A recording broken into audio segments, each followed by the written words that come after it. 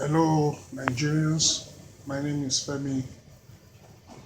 My name is Olufemi Omokafe Ogedegbe. I'm popularly known as Femi Ogedegbe. I'm a film director, an actor, and then a producer. I'm the father of Hollywood and Nollywood, Nkechi husband. I am here in United States. I've been here since 2016, January, and this is today is today is May 25th. May 25th, I guess, on Friday. Today is Friday. It's going to be early morning in Nigeria now because it's 1 a.m. here in America. Uh, I just want to talk about the health system, the treatment I have received so far. I just want to say uh, I praise God. I give God the glory because I'm here in America when this attack came. It was just I left job. I left my work post at about 6 on Monday, and then on my way home I started. No, before I left, I drank very cold water, very cold bottle of water, which I've not had in a very long time. I stopped drinking cold stuff because I snore heavy, so I choose to drink ordinary water. When I say ordinary, it's still cold compared to Nigeria ordinary. So that's what I drink regularly for a very long time. But that day, I don't know what happened. Okay, yeah, the sun was very high. It was 98, about 98 and above degree for 3 consecutive days. So I was dehydrated. So I just felt like drinking very cold stuff. So I drank it, and automatically that's triggered a sore throat, and it was just sore throat. But by the time I got home, between my work and my place in North Hollywood, I'd already started feeling increase in my windpipe. It was swollen. I mean, it was getting bigger and bigger until the windpipe closed up. Naturally, somebody who snores, I don't have a perfect nasal passage for oxygen. So I I normally breathe with my nose and my mouth. So since the neck is closed up, it became it became life threatening for me. I just noticed that I was very uncomfortable. So what I did was to call the 911, and about 4 ambulances came around. 4 ambulances came around to pick me. They brought me to please, what's the name of this hospital? Please. Valley Presbyterian Hospital. Valley Presbyterian Hospital. Hospital. Yes. Yeah, close to where I live. And then I came here. Though it took time before they checked me, but the moment the doctor got on my case, they immediately took me to ER, the emergency room, and everybody, all hands were on deck. They were seriously working on how to revive. But at that point, I'd already submitted to God because it was very critical. That was on Monday, and they did all they could, check, and they started their treatment. After about 2 hours of treating me, and somebody came in to ask me for my documentation, I left my ID cards, everything I left in the house. So they say it's not a problem. So they have been treating me since then till now. It got to a point they came to ask if I had uh, health insurance. I told them no. I made them know that I'm on asylum here, and these people have been. In fact, the reason why I'm doing this video is because of my fatherland. I I see what God has done by making me be in America when this crisis came upon me, because I couldn't have imagined what would have happened if I was in Nigeria and something like this happens to me in Nigeria. It would have been the end. Everybody would die. It is not right that we die under the condition that could be that could have been managed. Instead of having leaders who are stealing money, taking money to places like this who are well to do. A friend of mine just came to New York, Diggity Dunhill. He captured the Nigerian embassy in Manhattan, and it was like Nigeria back home. It means that it means that the Nigerian in us is the problem. Every one of us, we all have problem. From the leaders to me to everybody, we all have problem. How can we make Nigeria great? In fact, the moment I got here, when I saw the condition, I had already given up. I thought I was going to make it. So all I was doing was just looking at the picture of my twins, and then my wife and my children and my first daughter, Sharon. And then I realized that that was the only reason why I held on to life. And by the time they came, they brought in some equipment that I have not never seen in my life. Passed the camera through my nose down to my throat to see the condition. They said it was infection, and I've been I've not eaten since that Monday till now, and I'm not feeling hungry because of what they are feeding me through the drip. So I just really, really give God the glory. I don't know why we have leaders in our country. They cannot make the health system work. People are dying by their numbers. People who are hardworking. Look at Mojisola. Look at my uncle Olumide Bakari. Look at Ajidara. Look at all these people that have died simply because of there was no care in my country. Eh? There was no care in my country, and people are stealing money. Look at the kind of money they found in a house, in a private house. 48 million US dollars. That kind of money, even in the United States, when you see that kind of money, people will raise eyebrow. But in Nigeria, our leaders, there's no one of them. I'm not joking about it. There's no one single leader that can truly tell me that he's free of this accusation. All this corruption they are fighting, all these ones are lies because I don't see, I don't want to mention names, but the leaders are not trying. Both left and right, they are not trying because everybody is going there to steal money. Nobody is really, and when you steal this money, the bad thing is that you are burying the money under houses, in septic tanks, and instead of you to create business for youth, a lot of youth are talented in Nigeria to start up a business for them. You know, you can even start a farm for agricultural students who are good grades, who pass out with excellent results. You can bring in 10 together, fund them, give them as much as 500 million. I'm saying 500 million because I know there are people who have that money under their sock away in the house. Set them up, bring in, money managers, bring in accountants, bring in lawyers, involve them and get them a land, a big land, and set them up. Just 10 of them, and tell them that okay, let's see what you can do with this farm. Huh? Go to students who are good from the polytechnics. Start a technical company for them where they can put their hands on anything and everything they can invent. Eh? Somebody like me, I'm here in US with other actors who just felt that things are going worst in Nigeria. We are here. I came up with a proposal. I said I could run an entertainment outfit here in the United States. We could have a club where we bring in Nigerian musicians to come and perform, thereby promoting Nigerian culture to the world. Eh? It's a good thing that some people are coming to the country because of the attraction they have for music like Surulere and all this what do you call. The other day I saw in a club right at Hollywood train station.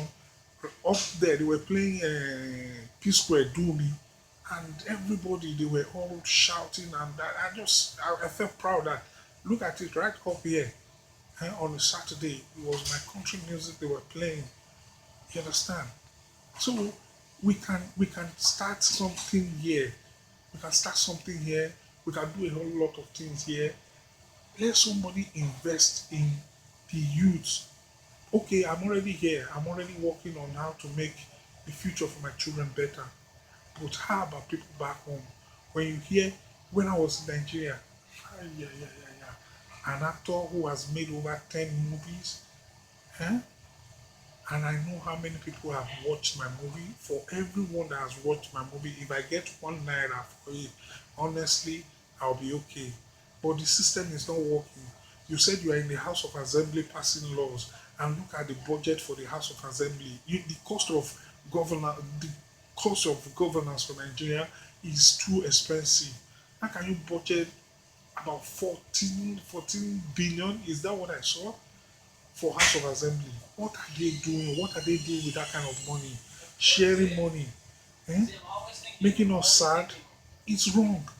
I'm begging the Nigerian leaders. I'm still alive today. I don't know when I'm dying. If God says it's done, I'm not afraid. I'm not afraid of death at all. I just pray that I make heaven. You people back home, it is not right.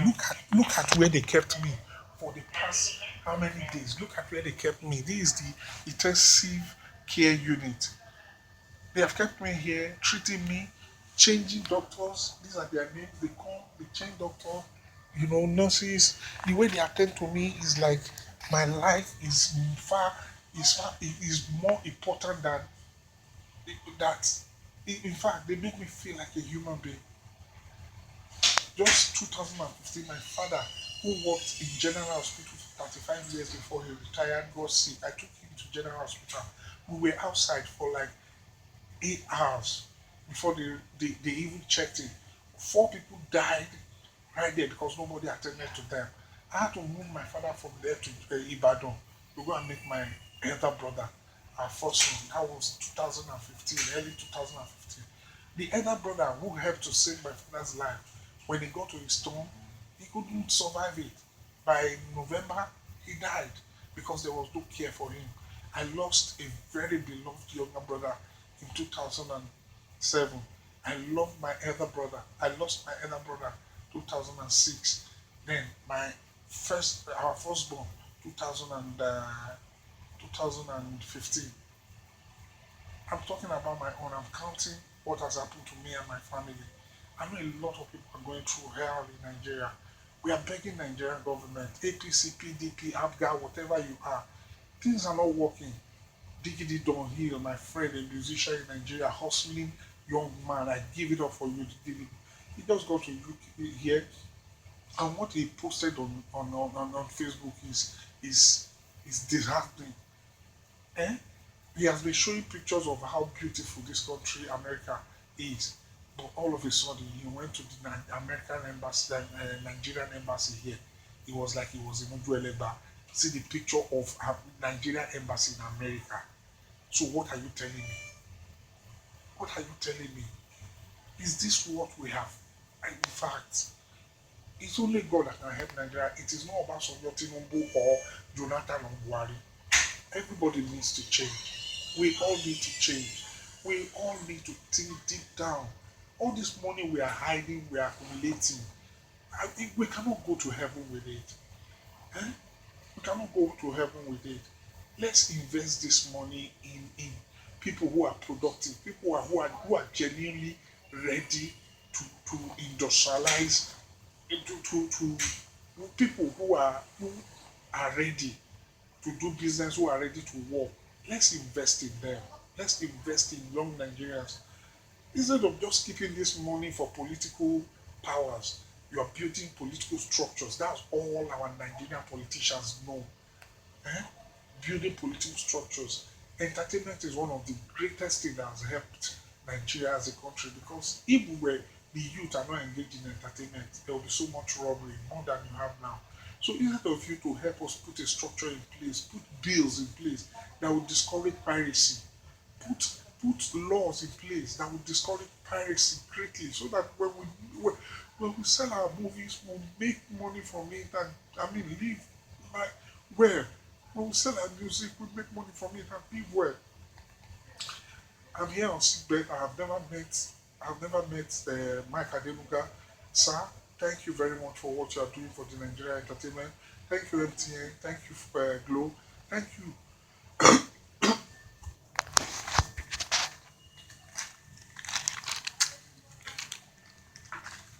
I just need to do this video. I need to do this video. I'm getting out of here healthy. I'm a fighter.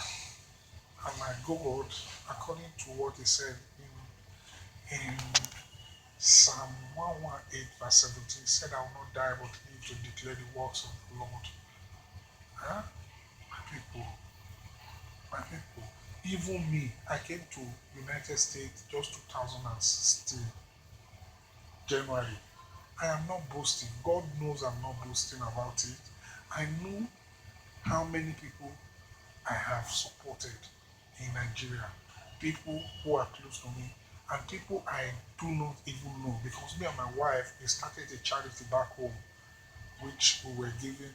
From every money we make, we give little thing out.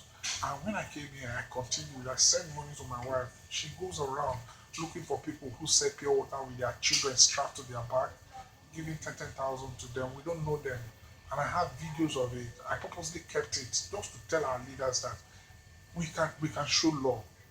We can show love. Because when I was in Nigeria, I know how hard it was for me and my family. Please, let's help one another. Let's help one another. Look at Mandela, look at Nyerere, look at Kwame Nkrumah. Look at stories of great African leaders who are selfless. But the people we have around now, they just show off. They use money they steal from us to erect false legacies. There's no way you can and you know a lot of people have died. Nobody is talking about them today. The same thing is going to happen to you. Today you are controlling everything. Everybody is coming to your doorstep to say, hey, Baba, this one is a lie. The moment you go, everything will go with you. You will die. Nobody will. The true story about you will come out. The only thing you can do to erect real legacy is to be real about your concern for humanity. It's not right. It's not right. How would I have been able to pay for this kind of care in Nigeria? It's not even available. If it's available, how can me, Enogene, pay? Somebody who has done how many movies in Nigeria? I'm not the biggest actor. I know the biggest actor in Nigeria, but I've tried my own best too. I've done some powerful movies in Nigeria, so I deserve to live a good life. Eh? I've been hardworking. I've been hardworking. Honestly, I have been hardworking. Eh? A lot of people in Nigeria, the youth, you see, some of you just look at them miserably. These people are trying. Leaders will come in there with promises of this and that and that. The moment you get to government, you start stealing us blind. You start using our money to treat us like slaves. You would like say Baba, say hey, Anka did this, then you start sharing 50-50 kobo. You steal billions and be sharing 50-50 kobo. The foolish ones amongst us keep praising you. Your money, we know those of you that are thieves and we know those of you who are trying. I want to say thank you to some leaders, even if I agree that they too they have stolen money, but I see genuine love in their heart. Thank you to Fayoshe. Thank you to Dino Milai.